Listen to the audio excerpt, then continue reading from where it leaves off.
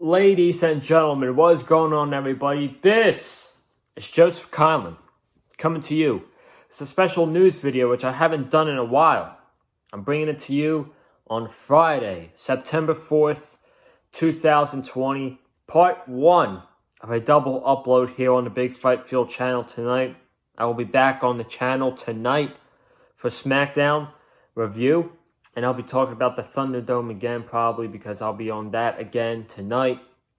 My call-in time is at 7:45, so we'll see how that goes tonight with the Thunderdome. Ladies and gentlemen, I had a couple news that I really wanted to talk about, some big news.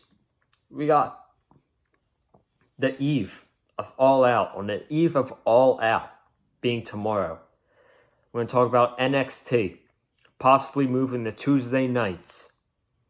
What could that mean for NXT as a brand? And then I got a ton of news and notes coming out of the conference call yesterday from Tony Khan, the conference call before All Out. I got a ton of news and notes for that. So we're going to go over everything here on the channel with those two stories. But if you have not done so already, I need you to check out a few videos. Make sure you check out Monday's Raw review, Tuesday's NXT review, which I did a discussion on why I missed the old NXT. Wednesday's AEW review, which was the go-home show to All Out. And then yesterday, I would highly advise you to check out yesterday's video, man. One of the best preview and prediction videos I think I have ever done. It was the longest video here I've done on the channel. 45 minutes of me talking about All Out tomorrow night. If you have not done so already, you need to check it out. I would highly advise you to check this out for yourself. It's for your own good. So, let's talk about the first story here. We got NXT possibly moving to Tuesday nights. WrestleVotes came out with a tweet on Wednesday saying over the past month or so, discussions have transpired regarding NXT moving off of Wednesday nights. No decision immediate. However, talks are ongoing. The numbers over the next 2 weeks might have some impact on the decision. Dave Meltzer follows that up and says this. He reports that Vince McMahon and the USA Network have the same mentality when it comes to AEW. They want to destroy AEW. They ultimately don't want another wrestling company to succeed in attracting a fan base like AEW has, especially considering that USA's partnership with the WWE is worth $265 million, while AEW and TNT are set at a $40 million deal. Now, I am all in. I'm all in for NXT being on Tuesday nights. It would be such an easier thing for me. It would be such easier schedule for the week here on the channel. I would have a night where I'm dedicated to each show. Monday, I'd be dedicated to Raw. Tuesday, I'd be dedicated to NXT. Wednesday, AEW. Friday, SmackDown. And then whenever pay-per-views happen, I'd be dedicating preview predictions and a pay-per-view review.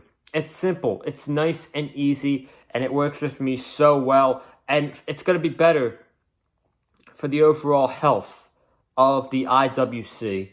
Because really, the reason why we bicker a lot in the IWC is because of this AEW NXT war every Wednesday night. Oh, who's going to get the one-up in the ratings? Who's going to win the ratings? Oh, which show is better than this? We got some AEW fan arguing with an NXT fan, an NXT fan arguing with an AEW fan. It's just, I don't really get it.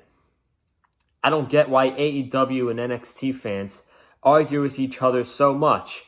We should all just come as one and realize that Wednesday night is the true night of professional wrestling. If you want to watch good professional wrestling, whether it's AEW and NXT on Tuesday night, Wednesday night is your night. We need to come together and know that Wednesday is the night of wrestling, because Monday and Friday, those shows are not the night of wrestling anymore. Monday night was known as the wrestling night. Monday night is not the night for pro wrestling anymore. It's Wednesday night. And we all needed to come together and realize that. So I think if NXT makes the move to Tuesday nights, it'd be better for the whole IWC together. And then this would benefit NXT, because their numbers have been tremendous. They got a 849,000 rating this past week. That's almost at 900,000. That's their best rating, I think, in a long time. That's a great number for NXT, who is unopposed. And they're on Tuesday again this week, so I expect them to do a great number. And if they stick themselves to Wednesday, which, I think they're going to. I don't think Vince is going to move NXT to Tuesday night, because Vince is too in his head about beating AEW and winning the rating on Wednesday night. He wants to kill AEW. He don't want AEW to get over 1 million viewers, because if AEW was on its own, no NXT, on Wednesday night, they got a good chance at getting 1 million viewers. And on Wednesday night, they were pretty close. They actually got 928,000 viewers on the Go Home show of All Out, which was their highest rating, their second highest rating since the pandemic has started. That's a great number, again, for AEW. And if Vince keeps NXT on Wednesday nights, then your people who are watching NXT, they're going to go back and watch AEW over NXT, because that's what they were doing before. And now, instead of getting a 850,000 rating, you're going to be going down to the 700,000 and the 650, and even possibly below that. So, if anything, this all benefits NXT the most, and I think this would be a great move off of Wednesday to Tuesday nights.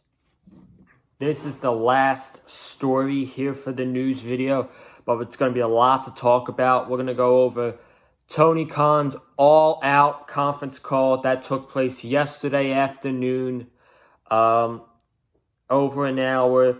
I took a lot of notes. I took 3 pages of notes to this, and I'm not going to talk about everything that I have on here, because I kind of covered some of it yesterday. Like, the first question I have here is Bill Pritchard from WrestleZone, response to the Tooth and Nail match. I told you guys about that yesterday on the preview predictions video. If you haven't checked that out, go check that out now on the channel. But I told you guys that Britt Baker and Big Swole, they're on the buy-in because of the tone of the match.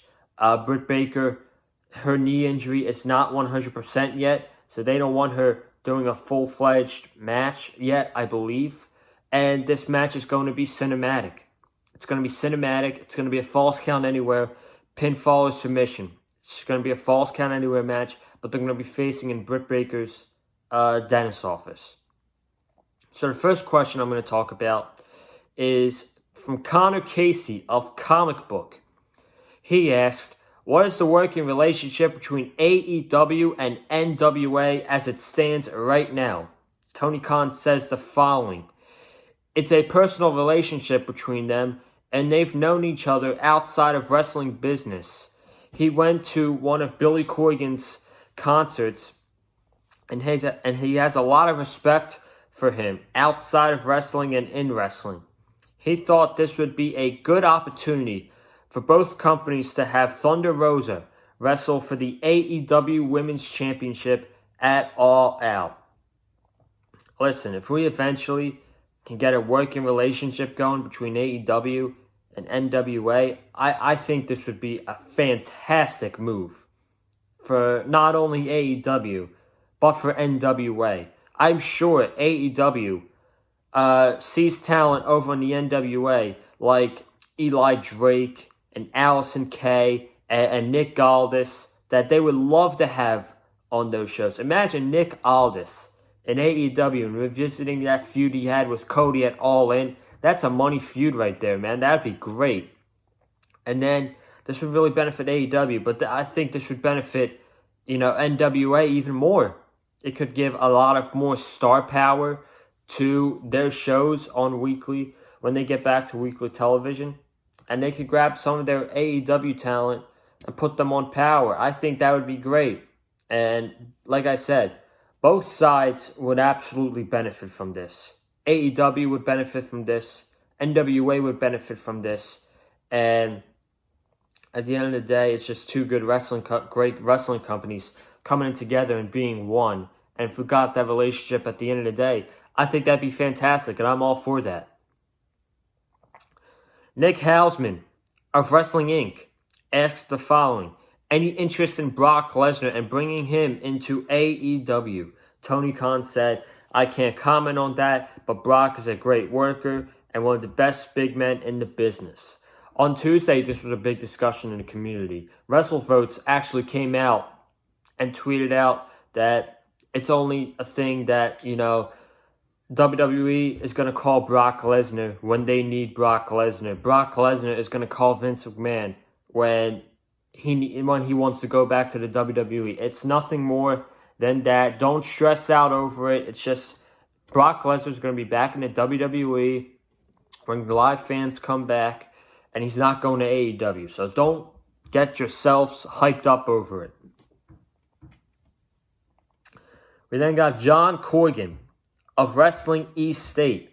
He asked, what is the biggest lesson you learned since running a big wrestling company? And Tony Khan gave a pretty big response to this. And he praised the show on Saturday a lot, which I like to hear. He said, having a lot of responsibility in the shows is his biggest lesson. It's the responsibility. I understand if people want to see a lot of wrestling on the show. 48 weeks a year, that's all I think about. 4 times a year, where we have a pay-per-view, the days of that week become a big priority, especially Wednesday and Saturday, the day of the pay-per-view. Now, I like when I hear that. The go-home show should be treated like a big idea. I know on Wednesday, a lot of people really didn't enjoy the go-home show. They said it was decent, but I actually probably enjoyed it more than most people. I actually thought this was a really good go-home show, and I only disliked about 2 segments, which was the Battle Royal Brawl and the stuff with Jon Moxley and the Lawyer. That was all comedy. That was comedy right there. But when he says that's a big priority, I like that. The go-home show should have more meaning and more prestige, especially to a big pay-per-view. WWE should be treating the go-home show to like WrestleMania and SummerSlam and the Royal Rumble with big prestige. And I just don't think they do that a lot. It sucks. He said, the pandemic has been lesson after lesson, and I try not to do things that I did already. There's a lot of highs and there's a lot of lows. I have a feeling this weekend is going to be one of the big highs in 2020. That's huge. That's huge. He's really putting over the All Out show on Saturday, and I like to hear that a lot. Revolution, back in February, was definitely a high for us. That day was literally a perfect day. Since last year, a lot has changed. Since last year, we were the #1 company as far as attendance per show in the world as a wrestling company. I can't tell you how excited I am for Saturday. I held back in the second hour last night because we wanted people to anticipate the wrestling that's going to be happening on All Out. So the second hour wasn't really tons of wrestling like the first hour was. The second hour was more story-driven with Thunder Rosa and the Battle Royal and Big Swole and Britt Baker and Moxley and MJF. So I can totally see where Tony Khan is coming from here. It all makes sense, people. It all makes sense. He said the main card, bell to bell, is going to be the best wrestling you've seen since the pandemic. Again, Tony Khan really putting over the All Out show on Saturday. It makes me even more excited for the pay-per-view tomorrow than I already am. And I'm pretty pumped up for the pay-per-view tomorrow, man. I'm excited. You guys are going to get a very energetic Joseph Conlon tomorrow night. I'm telling you right now. And then he said, the pandemic is a great example of high and lows. I thought Double or Nothing was a bash of ingenuity. To be able to ask, how can we have a great pay-per-view? And I'm sorry, I'm just being honest. We were both operating during the pandemic. I tested everyone coming in the show. It might be the pull-out quote of the conference, but I'm going to say it. Double or Nothing kicks the crap out of WrestleMania, and it was a much better pay-per-view. Now, I can already hear the WWE shills crying on social media. So, I mean, Tony Khan is just speaking facts, folks. He is just speaking the facts. You guys can have fun with that one. I'll leave that to you. John Barcelone of Miami Herald asked the following. What are your thoughts on Serena Deeb and the AEW women's division as a whole? Tony Khan said, we've been trying out a lot of outside wrestlers since the pandemic. Not having Riho and Yuka Sakazaki made us go out and look for a Thunder Rosa, and she is now set up to be a top wrestler or the face of the division. Then you got Serena Deeb, who many are familiar with from Straight Edge Society and WWE, which I did not know on Friday night, or on our Wednesday night, when I was covering the show. I was like, Serena Deeb, she's from the 2018 Mae Young Classic. I didn't even remember that she was in Straight Edge Society, so that caught my eye open a lot. Serena came in and looked really impressive and got great reviews. It's probably the best match on the show on Wednesday night. Was that women's match? He said, I'm proud of Serena Deeb and Thunder Rosa because we put them in a position to be the strongest match in the second hour, and they hit a home run. I thought that match was great. That was the best match on Dynamite Wednesday night. And I do hope that they bring in Serena Deeb and to maybe showcase her a lot in future AEW shows. So we'll hopefully see Serena Deeb more. As for Thunder Rosa, I talked about this last night on the preview predictions. I'm just so happy for her. I've known her for 3 years now. I know how good that woman is. She's one of the greatest women's wrestlers in the world right now, in my opinion. I've known her in 2017 since GTS Wrestling. And now she's on a big stage like All Out, and she's going against Thunder Rosa. She's going against Shida for the women's title. And I'm really looking forward to this match. It's not really about the championship. The championship is a second priority in this. What's the main priority is getting the women's division where it needs to be. Put it on the map. And then after Saturday night, women have to have expectations like the match between Thunder Rosa and Shida. That's the main priority about this match. I'm going to skip one of the questions, and I'm going to end it off with Sean Radican of PW Torch. He asked, what was your thought process on the All Out card? Tony Khan gave a pretty big answer to this. This will be the last thing we talk about, and then we're going to get out of here. There are a lot of stipulations. For the live event experience, there will not be a packed arena, but it's going to be a live show with 15% capacity of fans. And he said early in the conference call, it will be social distance, separated in pods, hand sanitizer, mask have to be on unless you're eating or drinking. And he said putting the cinematic match on the buy-in is part of the reason. And Britt Baker's knee injury is not a work like MJF's neck injury when he took the paradigm shift. She had a broken leg and a broken nose, and this is her first physical matchup since injuring her leg back in May. And I heard that she's not 100% clear. So I don't think this is going to be the match. I don't think this is why we didn't get a straight-up one-on-one match. between Britt Baker and Swole. Maybe they do shenanigan finish and they do a one-on-one match on Dynamite. I'm not quite sure.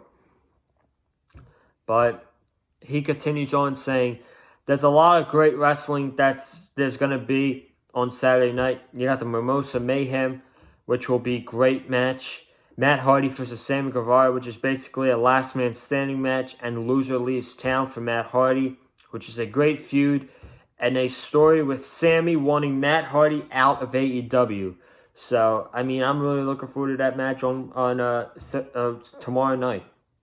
I talked about that on the preview predictions yesterday as well, as far as all the matches. He said the Casino Battle Royal is a great example of how far our roster has come since last year, with lots of more talent. Young Bucks versus Jurassic Express is two of our top tag teams in the top 5, and like a title eliminator. So that's a big match. I think that's going to open the show. I think that's going to be a really fun tag team match on All Out tomorrow night. I think that's going to be really good. He said Hikaru Shida versus Thunder Rosa will be a bell-to-bell wrestling match. And then you got MJF versus Moxley, which will also be a strong wrestling match on the card, and it's a great chance to establish Moxley's run of dominance, or that Max is the future of the company. And I'm excited to see how all of this will go. And also the 8-man tag with Mr. Brody Lee being the TNT champion and you know, dominating Cody was a huge moment for us and got a big response on social media. Dark Order have came very far since last year. That's it. That's all the notes I got from Tony Khan's conference call. So what I got mostly out of that was we could be in a relationship between AEW and NWA with Tony Khan and Billy Corgan, that they're friends outside of wrestling. That I like to hear. I would not mind that whatsoever. We got a lot of talk about Thunder Rosa versus Shida for the women's title. We got Tony Khan praising All Out and saying it's going to be one of the best highs of 2020. And, of course, dropping that Double or Nothing was better than WrestleMania, and it was miles better than WrestleMania this year.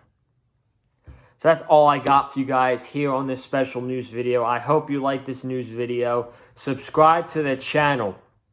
We're 3 subs away until 200 subs. I want to get to 200 subscribers before All Out tomorrow night.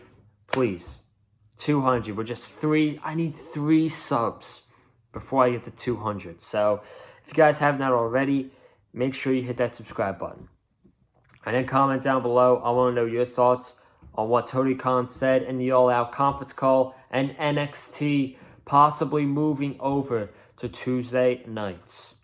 Like this video if you like what I had to say, everything on this news video. And then follow me on Twitter at Colin_Joseph. And I will see you guys back tonight for the SmackDown review right here on the Big Fight Field channel. We got the Thunderdome. I'll be in the Thunderdome again for a second time since its existence. And we got a fatal 4-way number 1 contender match between Matt Riddle, Baron Corbin, Sheamus, and Big E. The winner faces Roman Reigns. None of the guys make sense. And I'll talk about it tonight on the channel. So stay tuned for that. Have a good night and stay safe. Have a good day and stay safe. I'll see you guys later tonight.